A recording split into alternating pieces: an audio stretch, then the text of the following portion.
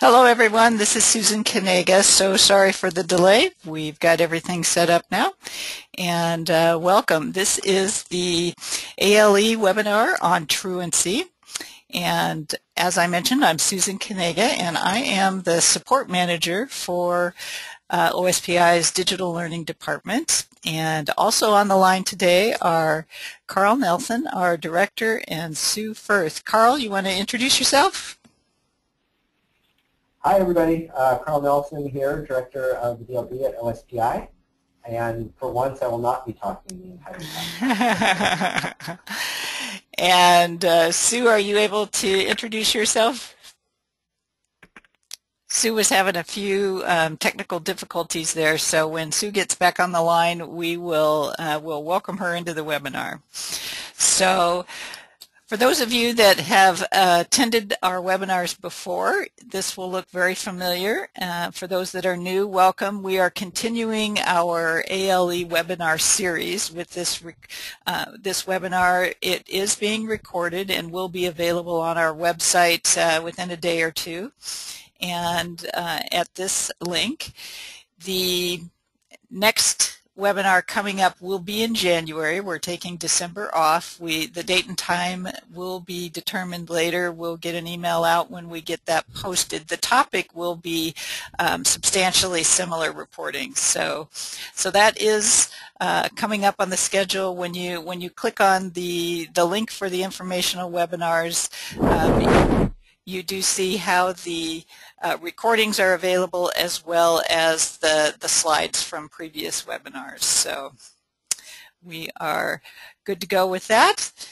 The way that we work this is if you have a question, feel free at any time to put the question in the question window, and Carl is monitoring those today and will feed the questions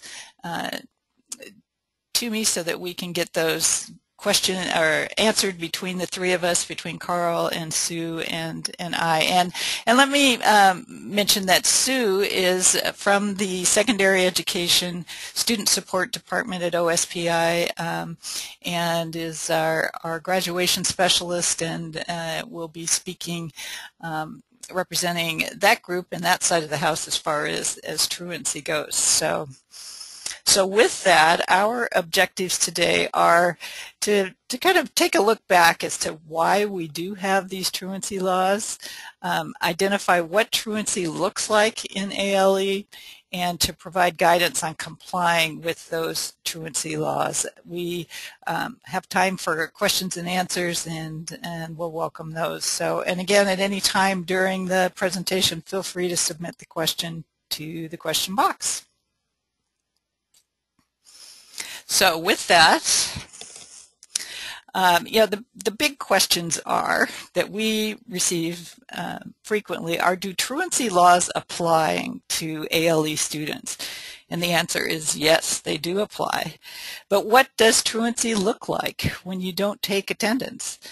And how do I comply with those laws? And so we realized the need for some guidance to provide clarity and consistency of practice for those of us that are operating in the alternative ed world here.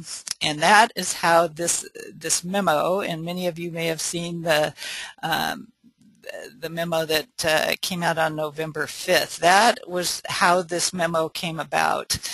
And so our purpose today is going to be talking about the elements of this memo and answering any questions that you may be thinking about. Why do we have these truancy laws? In 1993, there was a 13-year-old, and her name was Becca. And Becca was a truant student and ended up being killed when she was truant from school, and that prompted what is referred to as the Becca Bill, Senate Bill 5349, to stop truancy before it becomes a problem for students.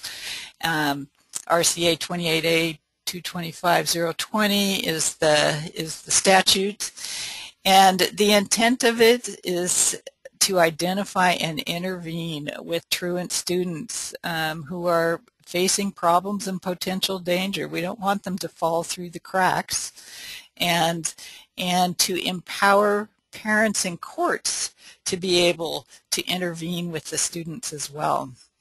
And so that's the purpose of it. If you haven't been to the OSPI site, on the Safety Center, we do have this link that describes the summary written from the Attend Every Day, Take Attendance type model. And so, how does that apply to the alternative learning world? And here's also a link to the actual statute for your reference there as well. So when we started to think of, what does truancy look like for alternative learning, we used contact as the basis for attendance. And so we know that in the ALE requirements, weekly contact is a requirement with a certificated teacher. And we know that weekly contact can be direct personal contact, in-person instructional contact, or synchronous digital instructional contact. In looking at the specific annotated rule on our ALE website, direct personal contact, we know that that can be in person or through the use of telephone, email, instant messaging, other means of digital communication, as long as it is two-way. We know that it must be for the purposes of instruction, reviewing assignments, testing, etc., and for the requirements of the learning plan. So we have what contact means in the sense of direct personal contact, and then obviously if we're seeing the student in person, or if we're meeting with that student in an online world in a synchronous situation, that's contact with attendance. As far as direct personal contact, in person obviously, or synchronous, that was the basis. And so when we talk about what does contact, not having contact in ALE, when does that equal being truant? And that is when there's no weekly contact without a valid justification. And so an excused absence is defined in the WAC. If you want a reference to that, here it is in this presentation. And keep in mind, we will have this presentation available to you online, so those links will be handy. But a excused absence is defined here in this WAC, and so use that for your reference. You can see there's a number of different conditions there. And so if there's no weekly contact and it's not an excused absence, then we're required to take steps to achieve weekly contact. This is the recommended practice. If there's no contact in 5 consecutive school days, then the action is to inform the parent and explain the potential consequences of additional unexcused absences. If there's no contact in 10 consecutive school days, the action is to initiate a conference with the parent and guardian and the student to develop a strategy to achieve weekly contact. So again, we used contact as our basis for attendance, and we used the 5 consecutive school days as that checkpoint of when action needed to be taken, because that fell in line with the ALE requirement of weekly contact. If you're familiar with the truancy laws for general education, we know that there's action that's taken after, 1 school day, 5 school days, 7 school days, and things like that. So this is the interpretation that we made on how to map it to the alternative learning world. If there is no contact after the conference, so the student continues to be truant after the conference, we use, the schools may refer the course to a community truancy board or file a petition. If the student fails to attend the conference, again, you may refer the case to the community truancy board or file a petition. If the parent or guardian fails to attend the conference, you can hold the conference with the student and notify the parent and guardian of the strategies to achieve the weekly contact. So notice the word may. This is our recommended, this is our recommended practice. We want to keep in mind the intent of the laws are to look out for the student and to empower the parents and the courts to be able to intervene to help the student. ALE truancy is not defined, and so that's why we have left this as guidance, recommended practice as to the interpretation of how this applies to the alternative learning world. It still means that the ALE practices for as long as the student is still enrolled apply. So you would want to do your monthly evaluation, which, because there's no contact, would be unsatisfactory progress, and put the intervention plan in place. So this intervention plan actually maps to that action of having, a parent conference.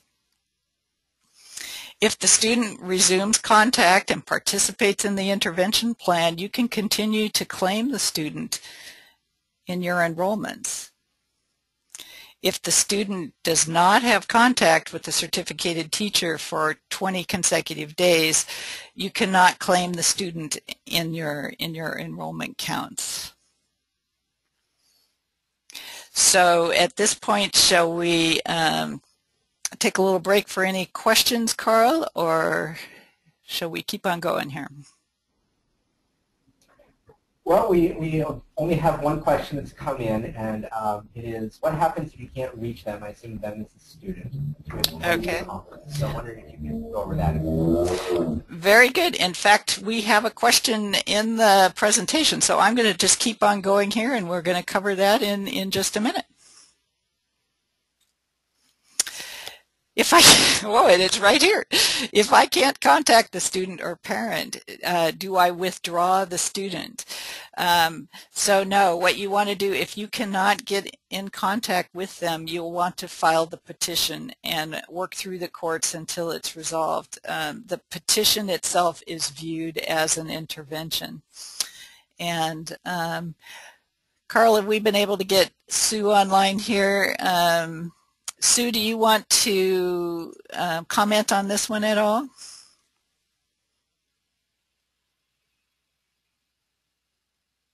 Surely. I think that, the court is really the last resort. And but I do think that for some students that petition could be a motivator, and for the parents as well. So I think seeing that petition as one intervention that would really be more as a last resort is perfectly acceptable. Okay.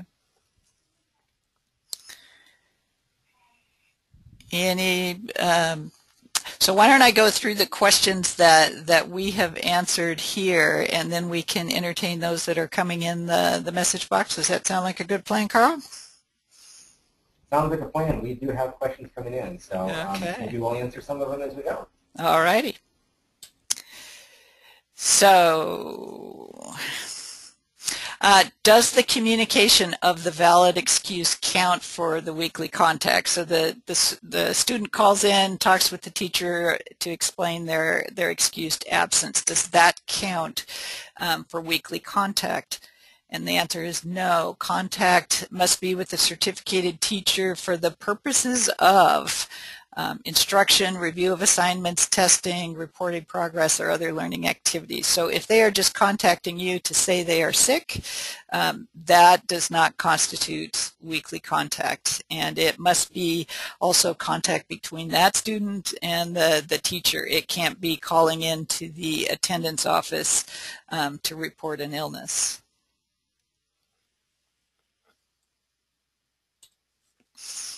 On a choice transfer, which district is responsible?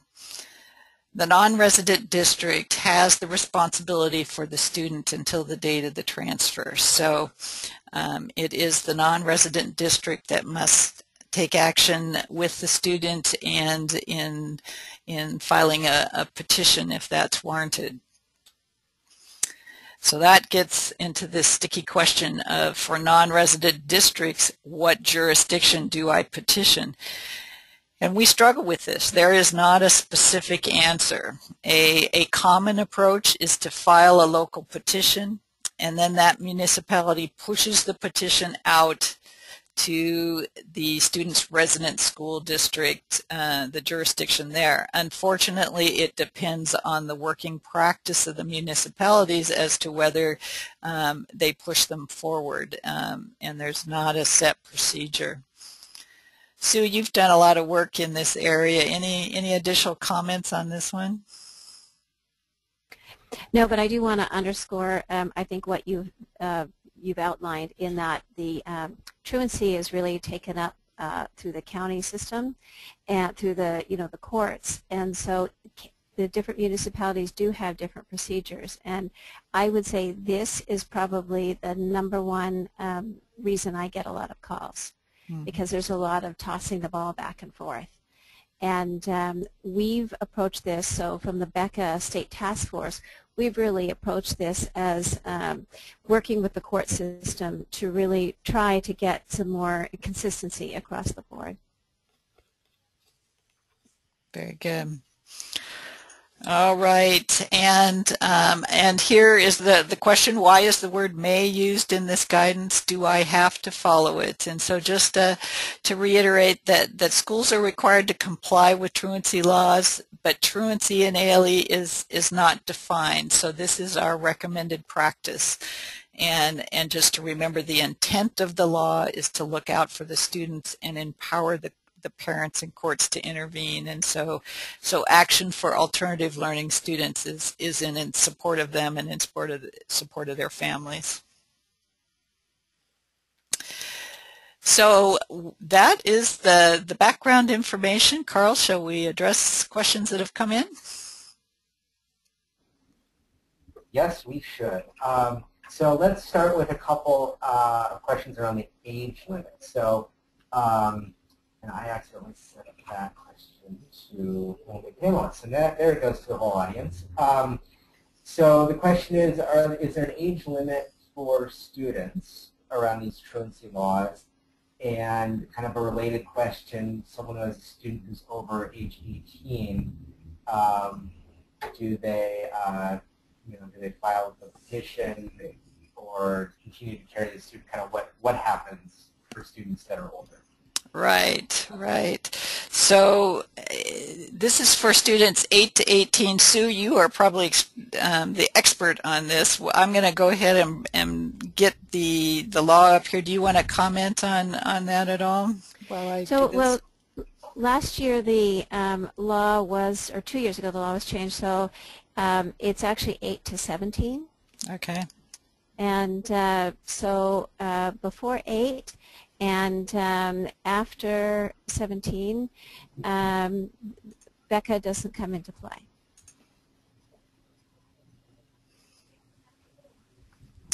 Okay. Let's see. Here we are. I do see, though, the question, is there an age limit? So that's part one. Should we continue to carry the student on the roster really goes back to then the ALE constraints and following the guidance through ALE in terms of when you withdraw a student based on ALE rules. As part of filing the petition, that we don't want to withdraw them while the this process is in place because we want to try to intervene with the student and get them back on track. So we to do the petition, and then and you have up to 3 months as long as the the student is on the intervention plan and you're able to get that intervention plan to them. You can do that for 3 months. Now, Carl, if you can't get the intervention plan to them, and so then they wouldn't be able to claim the student, and but we would still want to keep the student enrolled and working with the courts through the petition to continue that intervention. And so it would be my understanding that you keep them on the roster until there's some resolution through the court process. Is that correct, Carl and Sue? So my reference was to the student who's 18 and over.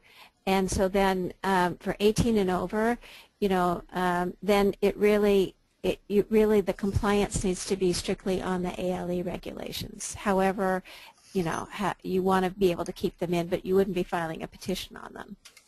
I gotcha. So this, so at 18, if they are unresponsive to the intervention plan, then at that point they could be withdrawn if they're over 18. That's correct. Yeah, and I would say, just kind of adding to that in general, and I'm not necessarily talking about kids over 18, but kind of in general, there isn't anything that compels you to drop a student after 20 days of no contact.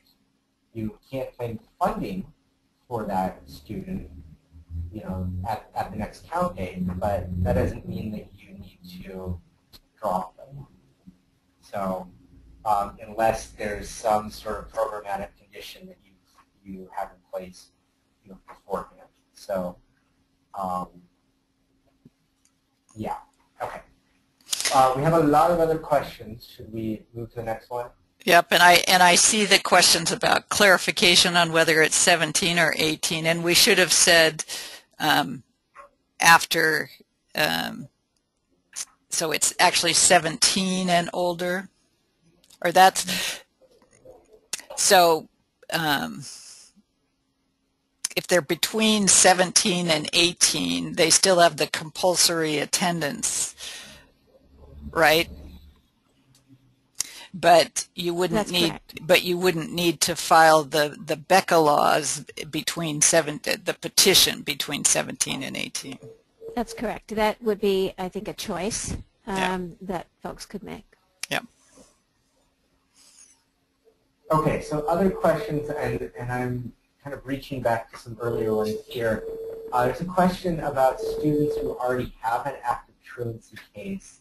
And so I'm interpreting this as saying what happens, I guess, if there's an active case and the student continues to be truant, and I think you would continue to follow the steps in that initial truancy case. You wouldn't necessarily restart the process, if I understand that question correctly. I don't know if you guys have other ideas. Yeah, so if I understand that, Sue, it would be, so a petition is filed, but they continue to be truant.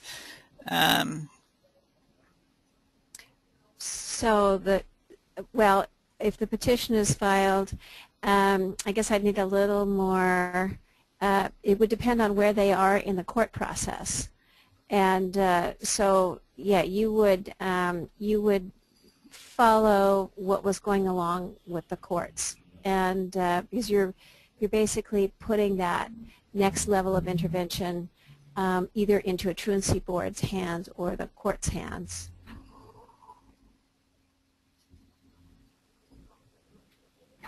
Okay. Next question, what constitutes 5 consecutive days? And I should clarify that whenever we're talking about days, we're talking about school days. Mm-hmm. So what is 5 consecutive days? So that would be five consecutive school days. Example, students should have made contact on a Tuesday. Do we try to contact them every day for 5 days beginning that Tuesday? So yes, it's 5 consecutive school days. If you have not had contact with them, either direct personal contact or synchronous digital contact or in-person contact, then that warrants that first notification to parents that the student is quote absent. Okay. Another question. Would telling a teacher that you're too sick to complete schoolwork be a contact? No, that one, remember that weekly contact must meet the, for the purposes of, so let's take a look at that. We'll get that down here.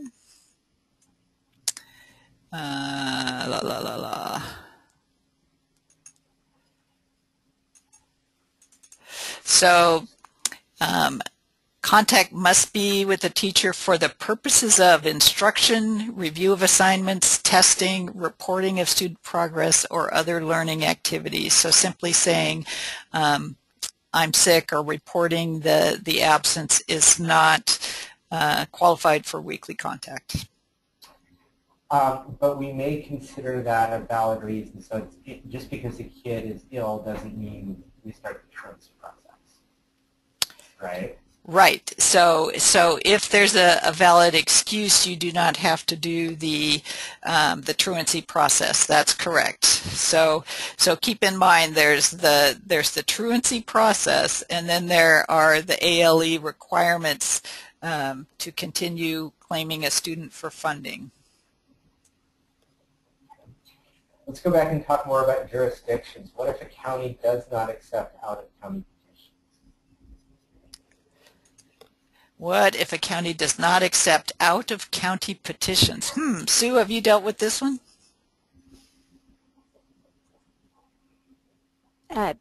Well, yes and no. I think this continues to be, this was the problem that I was really describing in that, and I think that this is something that we have to work on from the municipality side and from the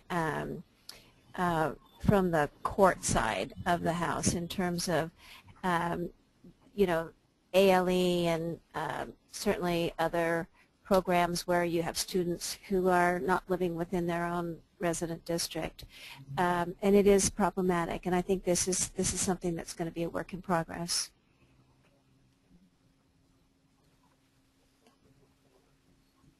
Okay, another one here. Attendance is based on contact, and we've talked about the definition of what contact is.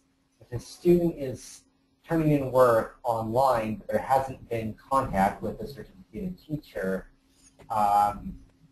is that considered essentially truant? And we would say yes. And you know, in trying to define what is attendance, and we based it on the contact. If the student is submitting work but is not interacting with the teacher, we still don't know who exactly is submitting the work. There still is that concern for the student, and remember that intent of, is the student in danger? Are they having problems? And so that is why it's based on contact and not merely just seeing electronic activity without interacting with the student. Okay, if a student has weekly contact but is not completing work or making satisfactory progress, can we call that truancy? If the student has weekly contact but is not completing work or making satisfactory, can we call that truancy? No, that would be unsatisfactory progress. And so that's where you'd want to get your intervention plan in place. And and if the student is to try to figure out how to improve the student's work versus their attendance or contact with a student. Does that make sense? Oh, I thought it made sense. But I'm probably not the right person to make the judgment on that. We have a lot of questions that, they were from a few minutes ago, and they were around the 20 consecutive days. And I'm trying to figure out kind of a way to address all of them at once, because they all seem to be kind of zeroing in on this notion of dropping students after 20 days, or when can or can't you count a student, or can you count them if they're not making satisfactory progress and not showing up. There's just a lot about 20 days. That seems to be a real kind of magic number. Okay. So do you want to maybe just kind of reiterate some of that stuff? And Yep. hopefully it'll answer all of these questions at once. Okay, so first, yes, let's fix that right now. It should be 20 consecutive school days. Let's add that in right now. And so 20 consecutive school days. So if the student does not have contact with a teacher for 20 consecutive school days, the rule there is that you cannot claim them in your enrollment count. Now, so there's two things going on here. There's your ALE requirements, and then there's complying with the truancy laws. So you have two things going on there. And without contact for 20 consecutive school days, if you haven't notified the parent, because remember at 5 consecutive school days, you want to notify the parent. Let's go back to that screen. You want to notify the parent. At 10 consecutive school days, you want to initiate that conference with the parent and the student to develop a strategy. And if the student fails to attend the conference, you want to, the recommended practice is to file the petition. Okay, so you're doing two things. You need to pursue the petition or referring the case to the truancy board, and you are also on the ALE side. Whoops. On the ALE side, you got to make sure that you don't claim the student in the enrollment count. Now, if you get your intervention plan in place, and so the student hasn't had contact, but you are able to meet with that student and get an intervention plan in place, you can continue to claim the student in the enrollment count as long as it happens before 20 consecutive school days.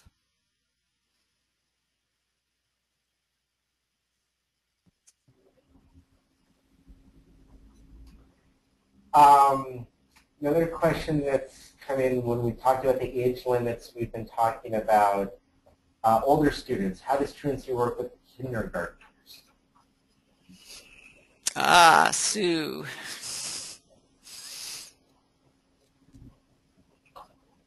To unmute myself. Okay. So truancy does not work with kindergartners. The petition within BECA, it really is focused on students on youth from 8 to 17.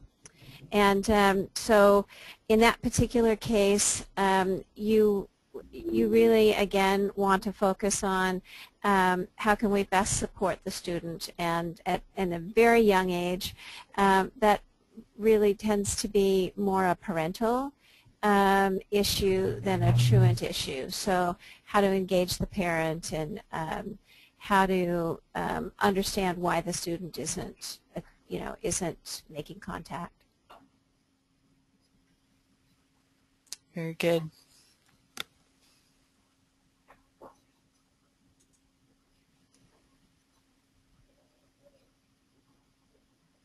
Okay. Sorry, I'm trying to figure out which one of these questions to throw at you next. So what about a student who is in an ALE program but then decides to study for the GED instead? What's the school's responsibility in terms of making sure the student's actively enrolled in the GED, and is that student absent until the school is sure that the student's enrolled elsewhere? Well, Sue, I've got the mandatory attendance statute up here because I think isn't that outlined in here?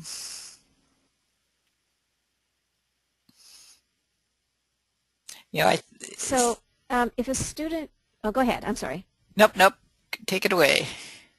Well, so I guess I would say typically if a student has decided to study for the GED, that becomes a withdrawal code, and unless because when a student is testing for a GED, they have to sign a document that says that they're not enrolled in a high school program. So they to be able to test within a GED and to take some of the sort of the pre-tests, and so they have to be, for GED they have to be over 16.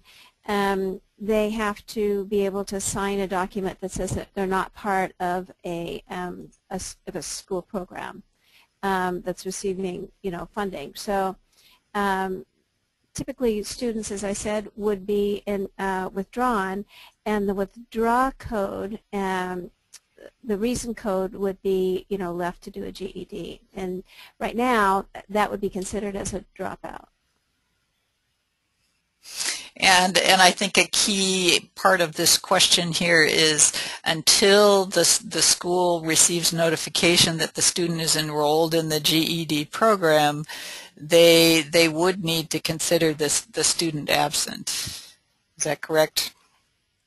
Yes, as long as if the student hadn't withdrawn and was just not participating, that would be correct. Yeah.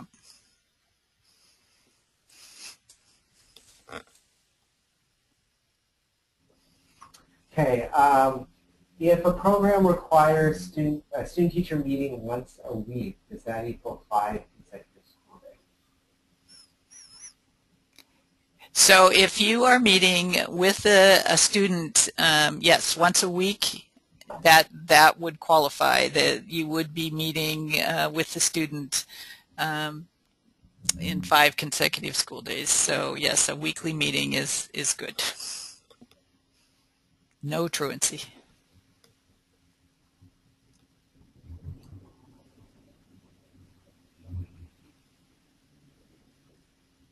The question, if a petition has been made, the courts could request attendance and grade information from the school. ALE programs may have different sorts of records than traditional schools.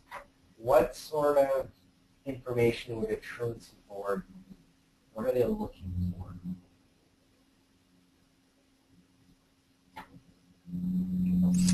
So this is an interesting question, Sue. Yeah. What would? Then so there was legislation passed last year when the change was made, and I don't have that up in front of me, but we can certainly post it. There were specific elements that were that are requested of the school district to be able to supply to the court. So if a petition is filed, then in the bench book, the judge wants to be able to see every so many days an update on what that student is doing.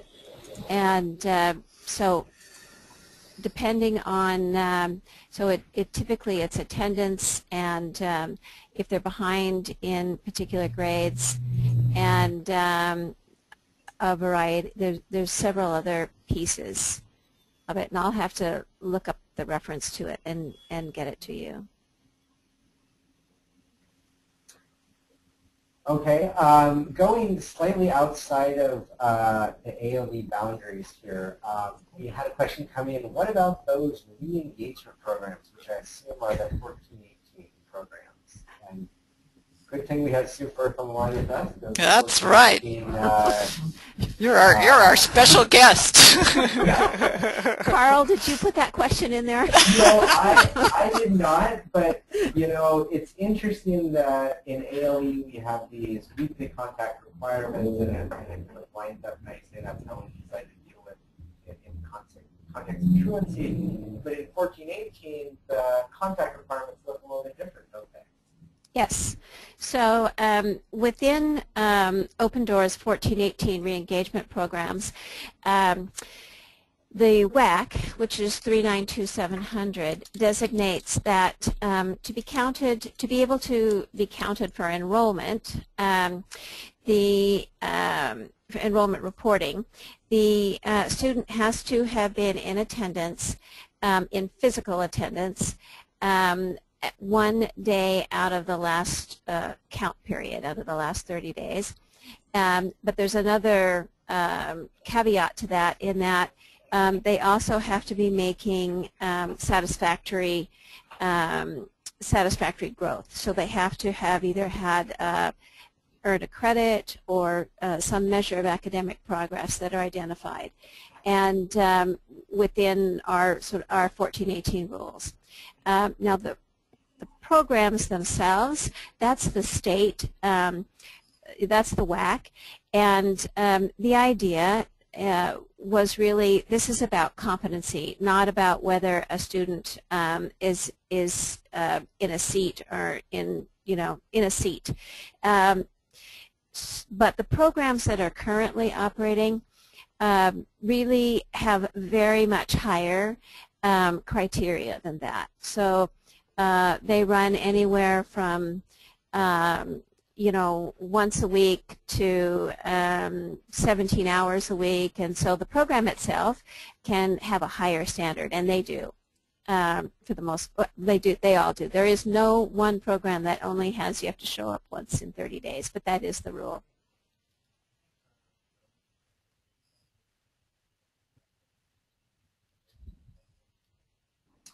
Okay, so there's a question coming in about a recent change to the choice transfer laws around when a school district may reject a choice transfer student, and the reason that was added to the list of reasons why a district can reject a choice transfer is if the students repeatedly fail to comply with the requirements for participation in an online school program.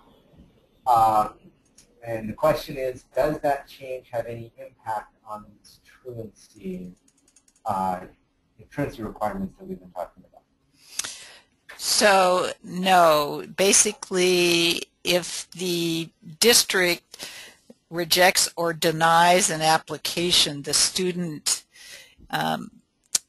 is maintained in the resident school district, and it's the resident school district's responsibility to monitor that student and apply with the truancy laws. So if a district rejects an application, then the transfer is not put in place, and responsibility remains with the resident school district.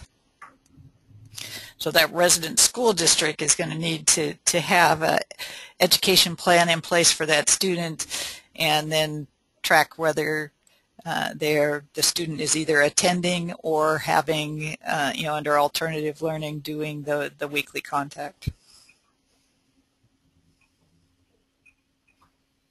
Okay, two related questions around transfers. So how do ALE programs count unexcused absences for transfer purposes if we go with the current recommended 2-week process? And then if a student transfers to one of these programs, and I believe that's referring to 14-18, are they not considered a dropout, or are they? Those may not be that related now that I think about it. All right. So this first one, how do ALE programs count unexcused absences for transfer purposes if we go with the current recommended 2-week process? Unexcused for transfer purposes. So are we saying on this one that the student is wants to choice to another district after having some truancy issues, and how would that be reported to the non-resident school district? Is that what we're saying? So can I jump in on this one? Yep. So one of the things that in terms of truancy and looking at that, it really becomes an aggregate. So if a student transfers either from one ALE program to another, they would be picking up where they left off in terms of what happens in Becca. So if a student is missing 7 days in District A and moves to District B, the truancy piece picks up, the attendance piece picks up from day 8 in the new, if they had 7 days of unexcused absence. And so I think that you could, because you've mapped what's happening in, you've mapped the truancy, the consecutive days to your contact, I think that should sort of flow the same way that it does within a comprehensive school district. I mean, within a comprehensive program. Okay, and if that question didn't get answered how the person was thinking, maybe they can fire it back at us here. Yeah. So the second one was if a student transfers to one of these programs, they are not considered a dropout, or are they? So that kind of that's what you were speaking to. Well, actually, if they transfer to a program, they are not a dropout. I'm not sure if I'm getting the total gist of this question. So, and I don't think I can see the, hang on, let me pull up the petition. Maybe I'll have to go back and, Yeah, is it the, okay. So if a student transfers to one of these programs, if you're referring to a 14-18 program, they're not considered a dropout. If it's another ALE program, that's a regular program. And what was that, Carl? Yeah, so we did get clarification. You were talking about 14-18. Okay. Okay. So 14-18, they are not considered a dropout. No. So another clarification here. So 1 week of no contact equals 5 days of unexcused absence, question mark. And that's not exactly what we're saying, unless I'm not understanding the question, which is possible. So we're saying that one missed weekly contact is equivalent to one unexcused absence in the regular ed program. Yes. Yes. So it's basically saying that if you do not hear from a student for 5 consecutive days for a week, that the parent needs to be notified.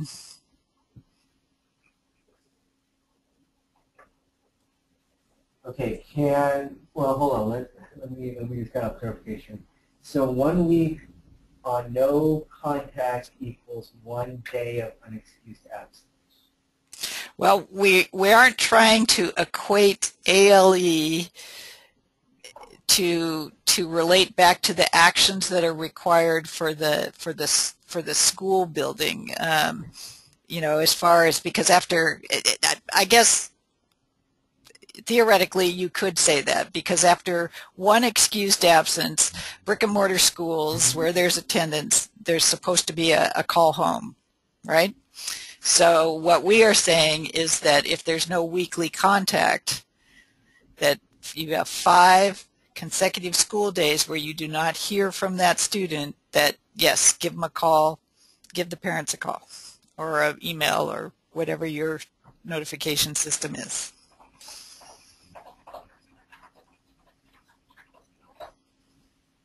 Okay, another question, and we just have a couple more minutes here. Can transferring to an ALE program be an intervention plan for a student who's truant at a brick and mortar school? So can ALE be a part of the kind of response to truancy? Yes. Well, so Sue, I'm going to speak for you, but I'm going to advocate for ALE here, saying that in meeting with a student to determine how to address absences, sometimes absences occur because the student needs an alternative plan. So that can be an effective intervention.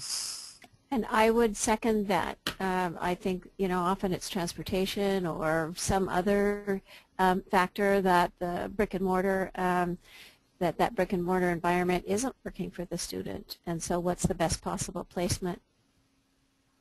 Mm-hmm. Okay, so we have a question kind of about, again, older students who are 18 and they've enrolled themselves, parents not in the picture, or maybe you have like an emancipated minor. How do you deal with the parent contact in that context? And one more kind of wrinkle I'll add to that, what if they're homeless?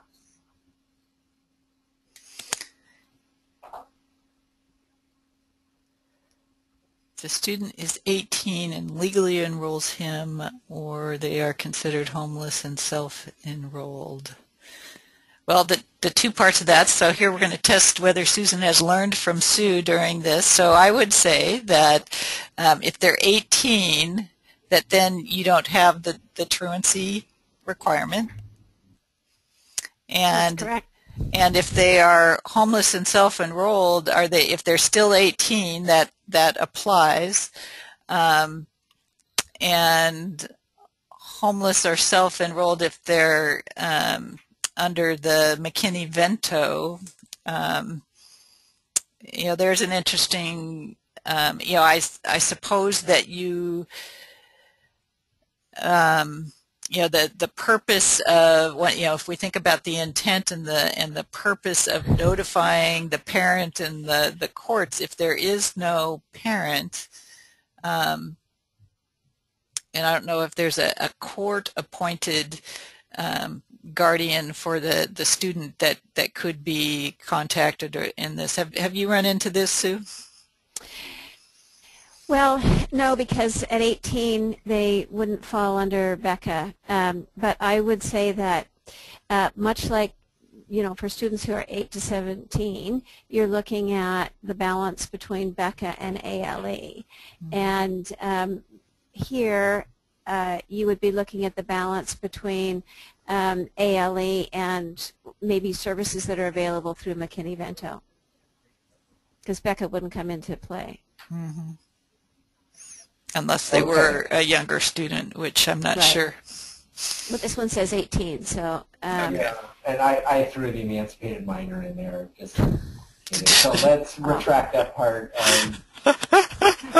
You know what? We're going to do one last question.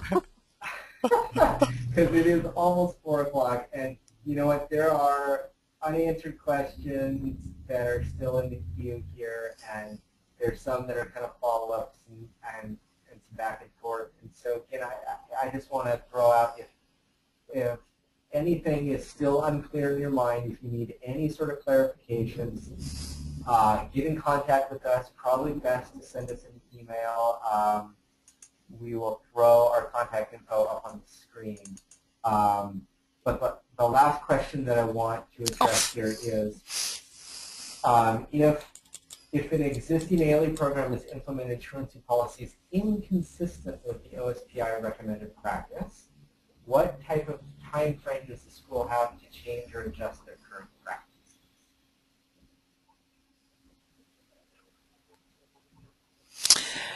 Well, given that this is recommended practice, my answer, and Carl and Sue, you can chime in, is I would say that you move towards the practice that works for your school district.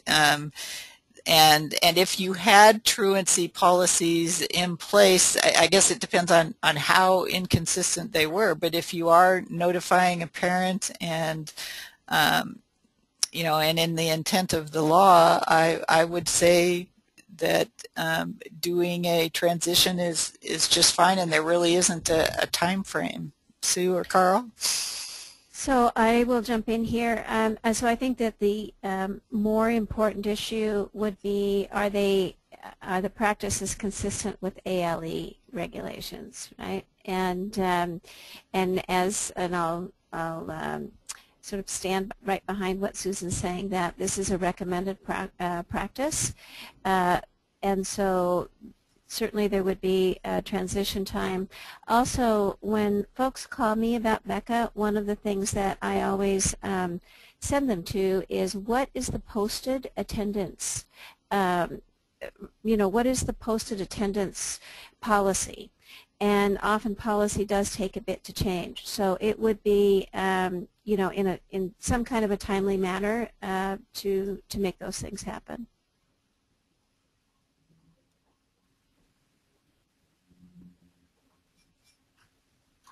No, I'm not sure I have a heck of a lot to add on top of that, other than obviously this isn't a mandate. This is a recommended, you know, practice. This is how we think you should apply, you know, ALE, which is obviously a world without a notion of, you know, absences, excused or otherwise. You know, how do you apply that world to a law that is keen off of unexcused absences? So this is our, you know, our recommendation for how to do this. And I would just kind of reach out to that person and say, if we want to have a conversation about kind of how you think your current policies may be inconsistent, I think we're happy to have that conversation and try to just kind of talk through that. So that's about all I would add.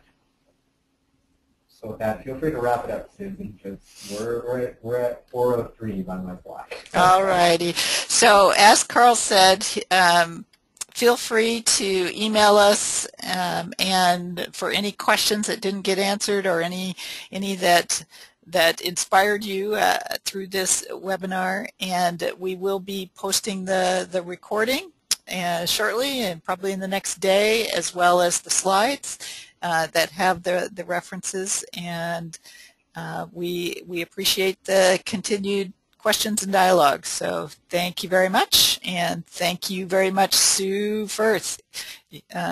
Really appreciate the work that you do for students in this field. Well, thank you for inviting me.